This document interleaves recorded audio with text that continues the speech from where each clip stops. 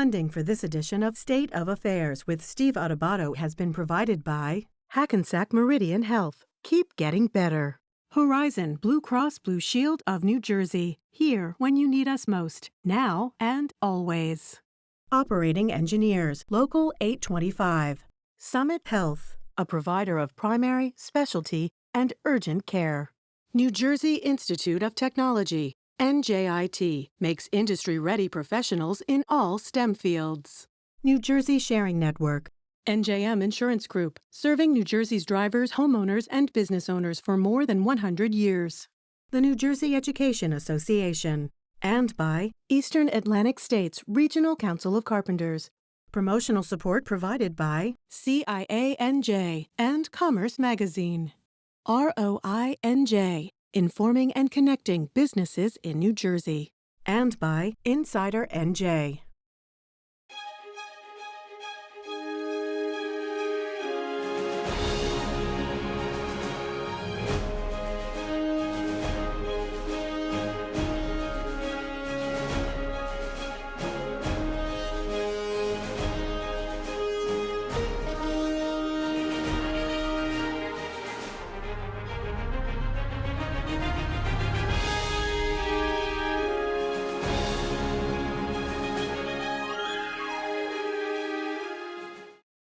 Hi, I'm Steve Adubato. Welcome to a compelling, important half hour in which we interview the Republican candidate for governor in the great state of New Jersey, former State Assemblyman Jack Ciattarelli. Assemblyman, how are you?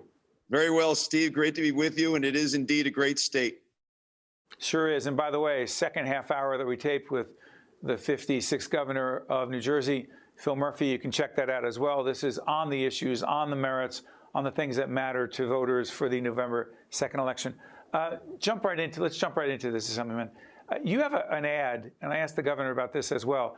I believe it says if you're a one-issue voter and taxes are your issue, New Jersey is not the state for you. I may have that wrong, but that's the gist of it. What is the message you are trying to send there?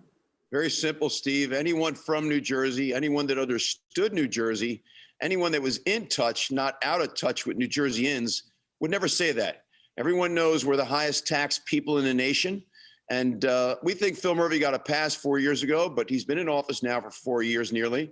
And we're going to remind people who he is. Someone who thinks if taxes are your issue, we're probably not your state. He's basically telling you to leave. You know, I asked the governor, and we spent a lot of time, and by the way, neither candidate saw the other candidate's interview, but I'm going to put this out there, and it's no surprise to anyone. I asked the governor extensively about his leadership during COVID. You've been incredibly critical of the governor as it relates to his leadership regarding COVID. But here's the question. What exactly would you have done? What would you do differently? A couple of things, Steve. The very first deaths in this country took place in Washington State. And in Washington State, they took place in the nursing home. From the very beginning, we knew who the most vulnerable were. And yet Phil Murphy ordered nursing homes to take in COVID-19 patients. You even have a tape recording out there acquired through an Oprah request of operators telling the governor, you do realize if we do this, people are going to die. And then making matters worse, the governor never treated nursing homes as he did hospitals. He didn't get them PPEs, personal protective equipment, didn't get them test kits, and just making matters worse, it's the reason why New Jersey leads the nation in nursing home deaths, more than 8,000. So that's certainly something I would have done different. Listen, Steve, before you move on, Jack, before you move on to something else, the governor made it clear that the Department of Health and other state agencies that regulate the nursing homes, they pressed them on whether they would separate those patients, which he said, by the way, they're not just patients, that was their home. They were in a nursing home. He said they committed that they were doing those things. The nursing homes did not do those things. Steve, if that were the case, then why did he grant them legal immunity? Families can't even seek justice. He granted them legal immunity because he asked them to do the impossible. And if you talk to nursing home operators, that's exactly how they feel about the situation. Go on to another issue as it relates to COVID. Let's deal with the business community. The shutdowns, the restrictions, the governor has argued, and many agree with him, Assemblyman, that they were the right thing to do as it relates to public health being our highest priority. Somehow you seem to be saying that you would not have done those things. Why not, A? And B, how would that protect the public health, particularly during the height of this pandemic? Let me be clear, Steve. As governor, I will always promote, preserve, and protect the public health. What infuriated a great many New Jerseyans were the inconsistencies in the executive orders during the lockdown. If you owned a jewelry store, Steve, on Main Street, he shut you down. He said you were non-essential, even though that's how you paid all your bills. But yet the jewelry counter at Costco was open. If you sold bikes, if you had a bike shop, you weren't allowed to sell bikes. But Walmart was allowed to sell bikes. It was those kinds of inconsistencies. And the result has been that 1 out of 3 small businesses in New Jersey, mom and pop shops that were in families for decades, have closed their doors forever. And so here we are today. So yes, we need to save lives. And I'm not what would you do suggesting that the differently? pandemic- I'm sorry for interrupting, Jack. What would you do differently? That's the thing. Because he was in that seat. He had to make those tough decisions. If you were there, are you saying you would not have shut any of those businesses down? You would not have had those restrictions? What would be different? What would be different is there would be consistency in my executive orders. And there was no consistency in these executive orders. I would never have forced nursing homes to take in COVID-19 patients. And I would have given small businesses an equal opportunity to survive as he did big businesses. People looking for consistency in the executive order, Steve, and there are a whole lot of inconsistencies, and that's what infuriated people. You know, speaking of consistencies, I want to follow up on something. You've often said that Donald Trump is not running for governor, you are running for governor, but consistency. In December of 2015, you had said about Donald Trump preys on the worst instincts and fears of people. I do not believe that Donald Trump is fit to be president.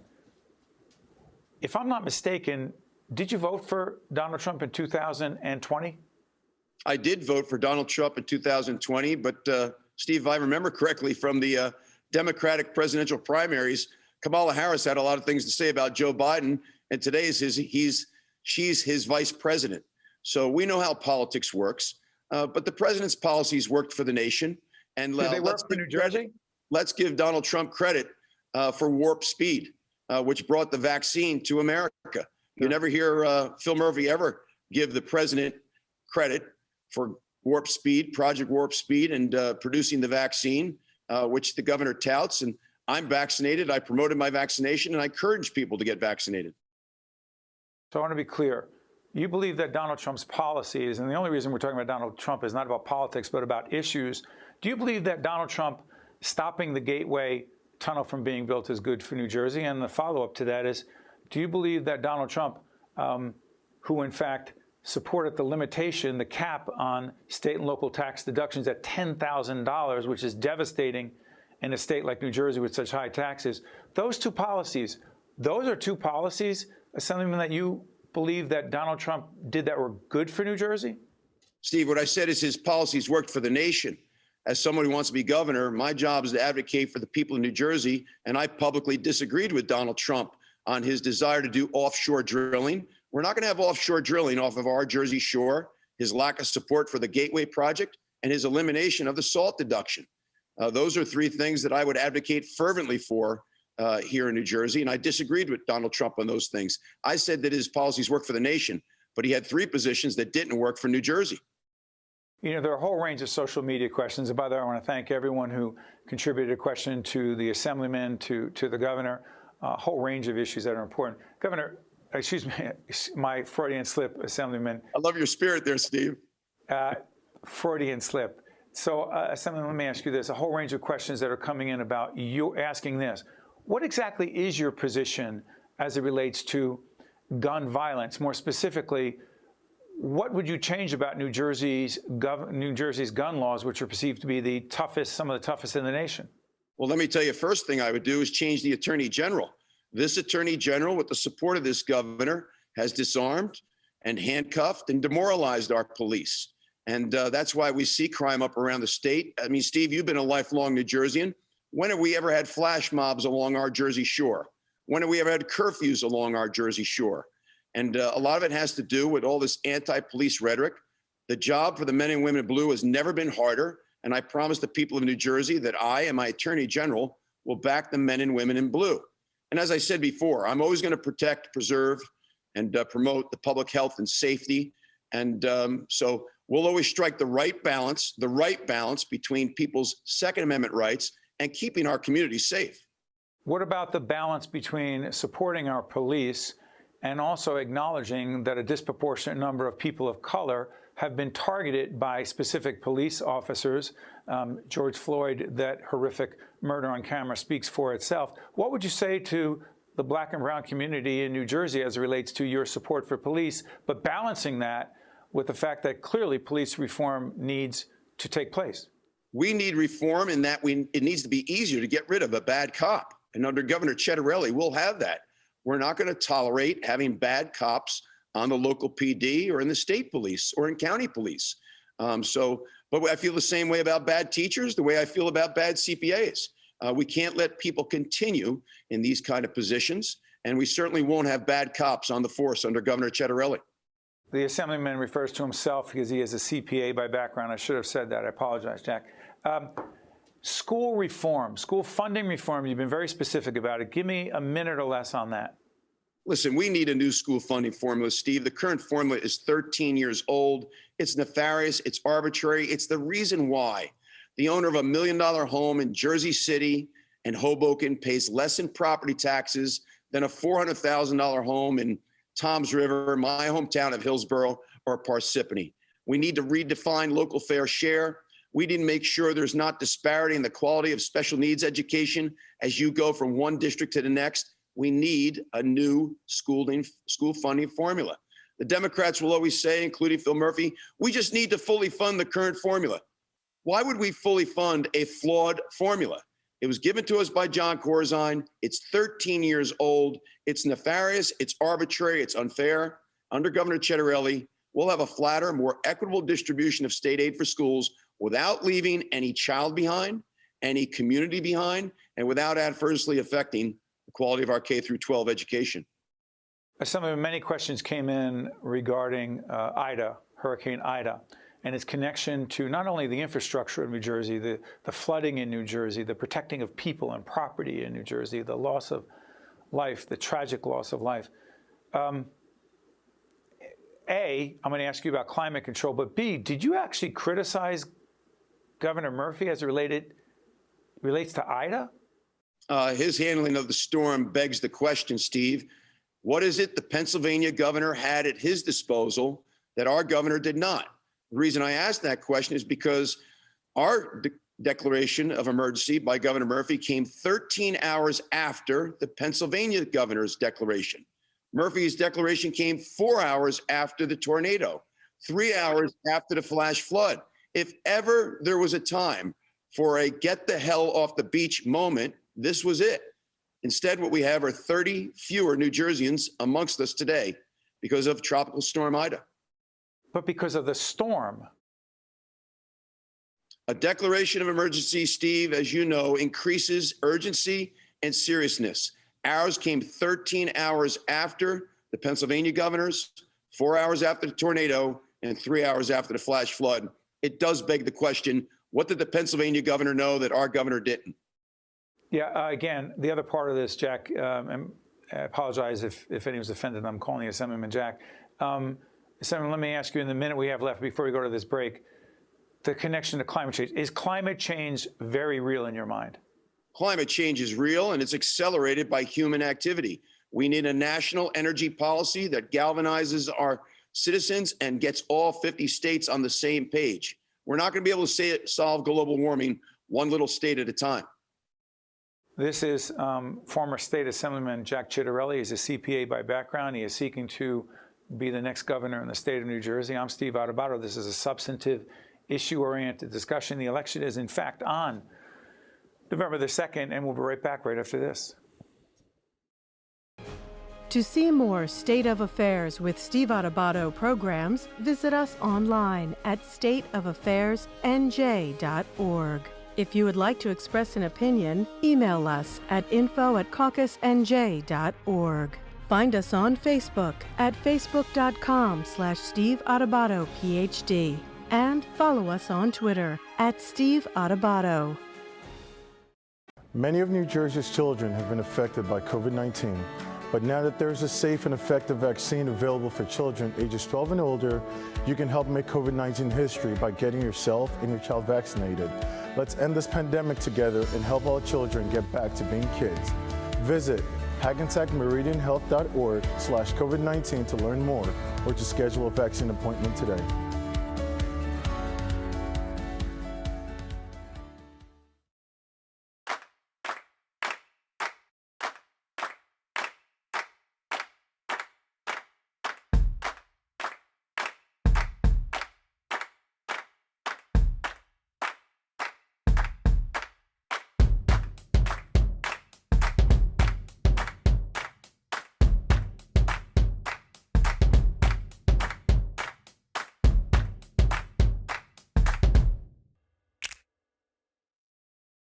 Steve Adubato here, former State Assemblyman Jack Ciattarelli running for governor of New Jersey.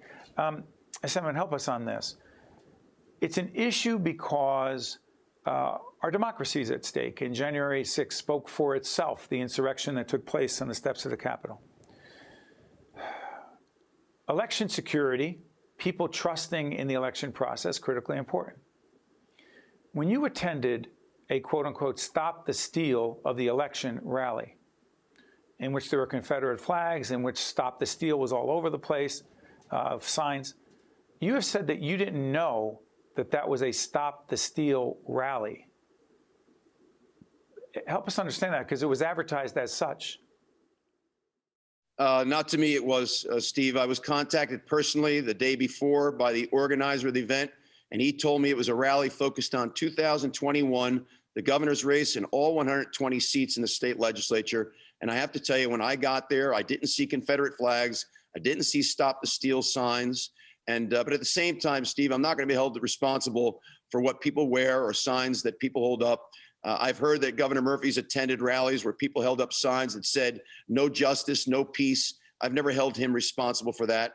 If it was advertised to me as a stop the steal rally, I would not have attended. Joe Biden is our president, and I've said that from the very beginning. Real quick on this, you didn't exactly say it at the very beginning. You said it on January 20th. You put out a social media post that said, congratulations to the president, but you did not say it, unless I have this wrong, and I could, at any date before he was inaugurated. Did you believe, in fact, that he was the legally elected president of the United States after that election? I did, Steve, and whoever asked me, I told them so. The congratulations on that day, it's because it was the day of the inauguration. Final comment from you about the January 6th folks who participated in the insurrection, many of whom I believe President Trump and some others believe are patriots and good Americans. What would you say about those people to everyone else? A very, very sad day in our nation's history, and I do believe that the president's rhetoric on that day, as that of Rudy Giuliani and Sidney Powell and L. Linwood, all contributed to that riot. And anyone who broke the law that day should be prosecuted to the full extent of the law. So let's bring it back to New Jersey. There's so many issues that matter. One of them is this one. See, people would often say, well, what's going on in Texas regarding abortion is not related to New Jersey, but that case may go before the Supreme Court. The law in Texas that dramatically changes Roe versus Wade, who knows what it could mean for the nation? What do you believe it should mean, not just for the nation, but for New Jersey, Assemblyman? No, I've been very clear all throughout my career and life, Steve. I've never advocated for overturning Roe v. Wade. I've always been A-OK with a woman having a right to choose. I believe what we see in Texas is a form of extremism, just as what we see from Phil Murphy is a form of extremism. He continues to advocate for a law that the legislative leaders refuse to post because they know it's a bad law. It's a law that would allow abortion in months 7, 8, and 9, right up to the day of delivery, as performed by somebody other than an MD. If that's not extremism, I don't know what is. So I do not support the Texas law, but I certainly don't support what Phil Murphy supports. I believe my position on abortion is right where a majority of New Jerseyans is. Real quick, two more things on this. Number one, you also support the elimination, if I'm not mistaken, of Planned Parenthood. A great many women, Steve, depend on Planned Parenthood for women's health. And I support that. What I've said all along is I do not support the use of taxpayer dollars for abortions. And if we're going to send money to Planned Parenthood for all the women that depend on it for women's health, we should also send money to all the pregnancy resources centers out there that women depend on for women's health. It's just that those places don't advocate for abortion. What's fair is fair. For those in New Jersey who are still struggling, you know what, I had a healthcare question, but I'm going to get to that in a second. I want to ask you about childcare, because childcare, and I said this to the governor in my interview with him, we're doing a series called Reimagine Childcare, and tries to connect the childcare crisis, the fact that there aren't enough workers there, the fact that they're not getting paid enough, which means there aren't enough kids that are in childcare, impacts the economy, which is obviously a top issue for you. What would you do, if governor, to significantly improve the child care situation in the state, which directly affects people's ability to work and feed their families? We need to make sure that there's adequate child care services and that people below a certain income level get a tax break for child care services, which can be very expensive. But speaking of 3- and 4-year-olds, we've got a governor that's advocating for universal pre-K as part of our public school system. That's a bad idea? Well, here's what's a bad idea. Not partnering, what we should do is partner with the private sector to do that. Because when he makes it part of the public school system, he's going to put thousands of private business owners out of business. Women own private pre-Ks more than any other business in this state. And he's going to put them all out of business by making it part of the public school system. I would support a voucher program where people can take their child and the voucher to a private pre-K. Let's stop putting people out of business, particularly women. Follow up on the healthcare question. There are still countless New Jerseyans who are without appropriate, affordable, accessible healthcare, in spite of Obamacare, the Affordable Care Act. What would you say to those New Jerseyans about a Ciattarelli governorship and what it would and could do to help them? That I'm committed to making sure that everyone has access to high quality care. And I've got ideas, if I can work in partnership with the federal government, with the help of our congressional delegation, to use some of our Medicaid dollars in the form of community block grants to have clinics available in all communities across the state where people don't have access to high quality care. And I'm not just talking about primary care preventive clinics. I'm talking about multi-specialty clinics so people can get easy access to the specialists they may need if their chronic disease is very, very bad and threatening to their overall health. We got more work to do in this area, and we need to do it. Assemblyman, when I asked the governor about, and I'll ask you the same question, why not Governor Murphy and why you? But when I asked why not Jack Ciattarelli, he just simply, you kept using the word extremism. You're extreme. And I just want to ask you about this, because obviously you don't see yourself that way. This was on the question of, and I believe you were at a Flemington gun range in which you're quoted as saying, and again, if the quote is wrong or out of context, you'll tell me. We're not going to teach gender identification and sexual orientation to our kindergartners. We're not going to teach sodomy to 6th graders. We're going to roll back the LGBTQ curriculum. Is that accurate? The quote is accurate, Steve. I feel very, very strongly there's certain subject matter that is best left for the kitchen table between mom and dad and their kids. And the question we really need to ask Phil Murphy is, do you support gender ID and sexual orientation being taught to kindergartners? Do you support explicit sex acts being taught to students in grade school? And with regard to the LGBTQ curriculum, I think we should teach what my mother and father taught me. Love and respect everyone, no matter how different they may be. Everyone deserves mutual respect. Why can't we just teach our kids the golden rule? Do unto others as you would have others do unto you. They've gone too far. And we need to get back to teaching basic life skills in our schools and not asking our schools or our teachers to replace parents. I just want to be clear on something. A lot of folks may agree with what you just said about the golden rule and what our mom or mother and father, if you're in fact in a 2-family household, if you're fortunate enough to be. But the education has changed. Society has changed. People are more, quote, out there being who they are and what they are. And so therefore, some may argue that education has to respond accordingly. You say? I say that bigotry and bullying is immoral. Mutual respect and tolerance are necessities that we need to carry with us all through our life as virtues. And if we stick to the golden rule, I think that we can leave the rest to mom and dad. Again, let's keep it simple, okay? Do unto others as you would have others do unto you, I think achieves all the objectives that we need to achieve in our school system and getting back to the basics of teaching life skills. Assemblyman, you ran an ad featuring Katie Brennan, a former staff person in a campaign, 2017 campaign for Governor Murphy, and her case is very well known. She said that she was sexually assaulted in the campaign. There were hearings, investigations.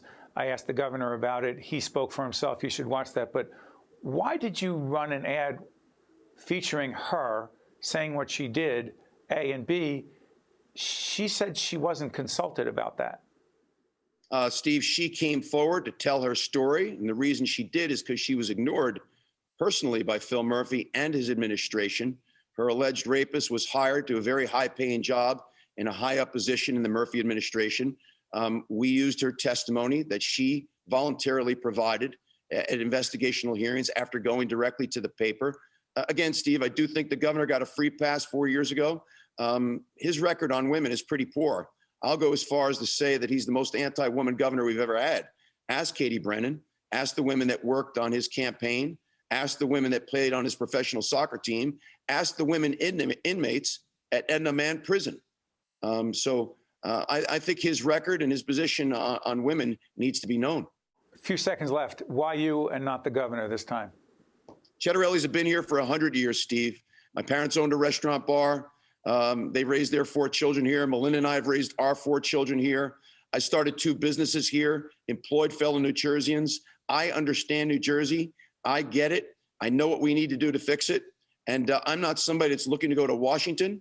I don't want to be U.S. Senator. I don't want to be president. Don't want to write a book. I just want to fix New Jersey. And I've got very specific ideas on how to do that. Jack Ciattarelli, I want to thank you so much for joining us. We appreciate you being here, directly responding to every question. Thank you, Jack. Thank you, Steve. Final message to everyone. I said this in the last program with the governor. I'll say it here. November 2nd is that election. Our job is to put the issues out there, have the candidates respond. We appreciate the Assemblyman being so direct in his responses. That being said, the rest is up to you. The election's on the 2nd. Learn who the candidates are, what the issues are, because the last time I checked, I know some people are tired of me saying this, democracy is not a spectator sport. So get yourself engaged and involved and vote on November the 2nd. Once again, thank you, Assemblyman. We appreciate your time. Looking forward to next time, Steve. Thank you. You got it. I'm Steve Adubato. Thank you so much for watching us. State of Affairs with Steve Adubato is a production of the Caucus Educational Corporation. Funding has been provided by Hackensack Meridian Health, Horizon Blue Cross Blue Shield of New Jersey, Operating Engineers, Local 825, Summit Health, New Jersey Institute of Technology, New Jersey Sharing Network, NJM Insurance Group, the New Jersey Education Association, Eastern Atlantic States Regional Council of Carpenters, and by these public-spirited organizations, individuals, and associations committed to informing New Jersey citizens about the important issues facing the Garden State. And by Employers Association of New Jersey. Promotional support provided by CIANJ and Commerce Magazine, ROINJ, and by Insider NJ. To watch more State of Affairs with Steve Adubato, find us online and follow us on social media. Many of New Jersey's children have been affected by COVID-19. But now that there's a safe and effective vaccine available for children ages 12 and older, you can help make COVID-19 history by getting yourself and your child vaccinated. Let's end this pandemic together and help all children get back to being kids. Visit hackensackmeridianhealth.org/COVID-19 to learn more or to schedule a vaccine appointment today.